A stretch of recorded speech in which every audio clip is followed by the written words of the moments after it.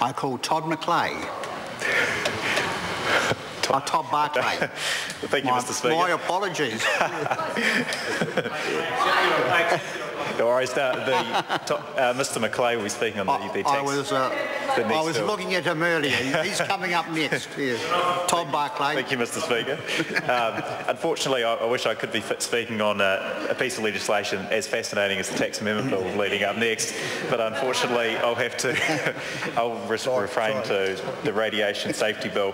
Mr. Speaker, I'm like a number of the members that have spoken tonight. I'm not a member of the Health Select Committee, nor claim to know a huge deal to do with radiation, but I think, as the point made by Simon O'Connor earlier on, I think all New Zealanders have an inherent level of an appreciation, understanding of the level of dangers and risks associated with radiation. I think, given this bill came in, originally this piece of legislation came into force in 1965, it is a timely to review the current legislation and what it achieves. Just reflecting back to 1965, in fact I wasn't around, I wasn't even a twinkle in my mother's eye at that point, Mr. Speaker, but my mother was only 10 years old. But I think nonetheless it just goes to reinforce the fact that this legislation has been in place for quite some time, and as times change and as new technologies develop and as new uses for radiation develops, it's timely to review how we're legislating, regulating against such uses. I just wanted to pick up on a point that my colleague Jackie Dean pointed out as well. While we're on the topic of sunbeds just before, and the previous speaker, I wanted to talk a little bit about, just a reflection on some of the points that Jackie Dean was making around microwaves. I think they're equally as important from not necessarily or potentially from a radiation point of view, but probably more a health and safety point of view. As a user of microwaves on a regular basis for Jimmy's pies every now and again, you're always cautious that you don't leave a piece of metal equipment such as a fork or a knife in the microwave while you're heating up your pie. But just to concur with the points that Jackie Dean made, I think it's probably appropriate to keep that within health and safety legislation as opposed to the radiation protection bill, Mr. Speaker. I just wanted to, as I said, I don't sit on the Health Committee, but I wanted to acknowledge Simon O'Connor and his leadership of that committee, and also the rest of the members that do sit on that committee. There's a wealth of experience, including in previous health ministers, such as the Honourable Annette King. And that experience cross-party provides a strong level of expertise in considering such an important bill as this. Some of the sources of radiation in New Zealand, Mr. Speaker, include from medical x-rays, industrial manufacturing, research purposes such as research assignments and other projects talked about with the university, but also in consumer goods such as smoke alarms. And we've already heard about how the legislation is relatively outdated. And it doesn't necessarily reflect the current use of radiation, but in going forward, I think we have a responsibility for the safety of radiation sources on individual users. And one of the points that has been mentioned tonight around one of the fundamental changes around the fact that currently radiation licences are put on individual users as opposed to organisations, dating back to the 1965 regulations, probably as an example of how the uses have developed and how organisations now more broadly are using the service more widespread. So from an organisation perspective, but also a sort of an efficiency perspective in issuing licences, you would want to ensure that the organisation more broadly takes greater responsibility for the use of radiation, Mr. Speaker.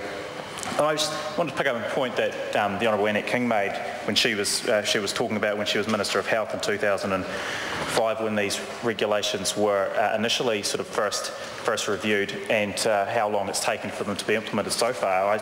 I just posed the question why she didn't do anything a bit earlier in the piece when she had the opportunity as the former Minister of Health. But I suppose that's a credit to Honourable Dr Jonathan Coleman for taking forward the legislation now, and it's great to see that the Honourable Annette King, who has such a strong passion about this, can participate on it from the other side as a member of the Select Committee now. I just wanted to quote a pretty important statement from the regulatory impact statement, which I think sums up the public policy objective around this, Mr. Speaker, and if I can quote it, it says the public policy objectives are to protect the health and safety of individuals and the environment from the harmful effects of radiation, to ensure the safe and secure management of radiation sources and their use uses and to bring New Zealand into line with international best practice and international obligations with respect to the safety and security of radiation sources of their use. And there are a number of points that are quite salient to within that statement, and I think we can see all of those points thoroughly reflected in the main provisions of this bill, Mr. Speaker. I just wanted to talk a little bit about the duties of the licence holder. And there are a number of duties that the licence holder must adhere to, including with regard to the transportation and the source of the radiation in the first place, Mr. Speaker. And one is to ensure that the radiation source is properly maintained and stored. I think this is important. It's an important element with regard to the husbandry of the particular equipment that is so dangerous if not used and administered correctly.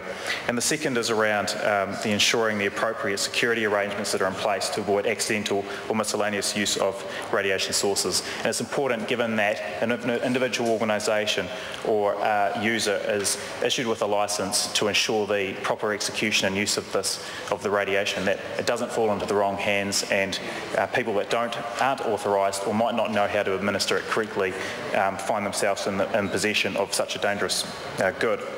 The next point is not to abandon the radiation source, Mr. Speaker, which seems reasonably self-explanatory.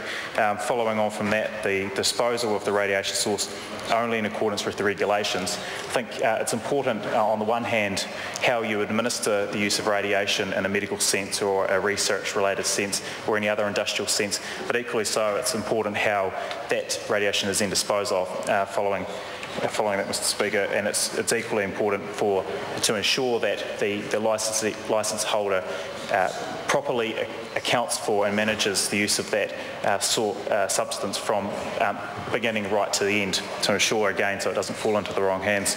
The next point is that the bill must comply with requirements of the radiation safety plan if any are in place. It's another step that the bill introduced to try and ensure that the proper use and maintenance of this dangerous good, Mr. Speaker. I just wanted to touch a little bit on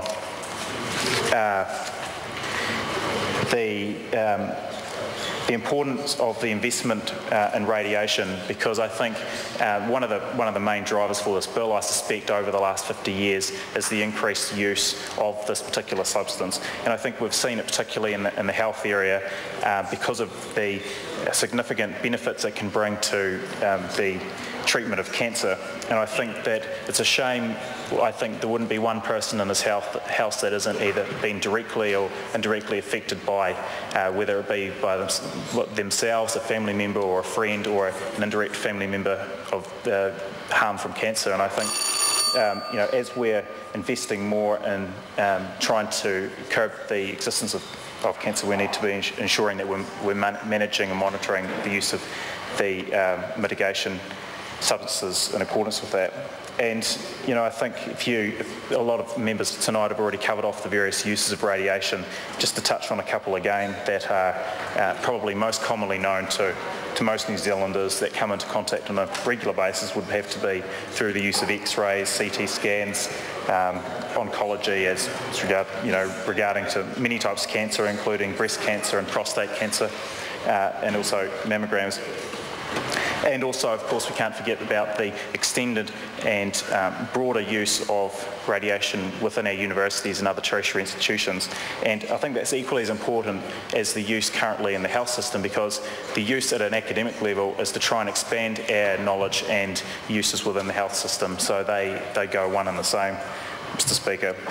The other point that the Labour members, particularly the last one, quite honed in on quite significantly was the use of issue of sunbeds. And the point has already been made, but I think it's worth reiterating that the Health Sector Committee is currently considering this, I understand, through the Health Protection Amendment Bill. And I think, to not distort the purpose of this bill to the purpose of that, I think while it's equally a strong argument of whether or not it's a dangerous use and whether it should be used, it's just a question of which piece of legislation it most appropriately fits under, Mr. Speaker. So it's good that the chairman of the Health Committee who had made that point initially tonight, that we can reinforce that. So to that end, Mr. Speaker, I obviously don't sit on the Health Committee, but I support the use of the the contributions that the other members who have stood on that committee have made tonight, and I commend this bill to the House. Members, this debate has concluded. The question is that the motion be agreed to. Those of that opinion will say aye. To the contrary, no. The ayes have it. Radiation Safety Bill, first reading. The question is that the Radiation Safety Bill be considered by the Health Committee. Those of that opinion will say aye. To the contrary, no. The ayes have it. I call on Government Order of the Day number 4. Taxation Annual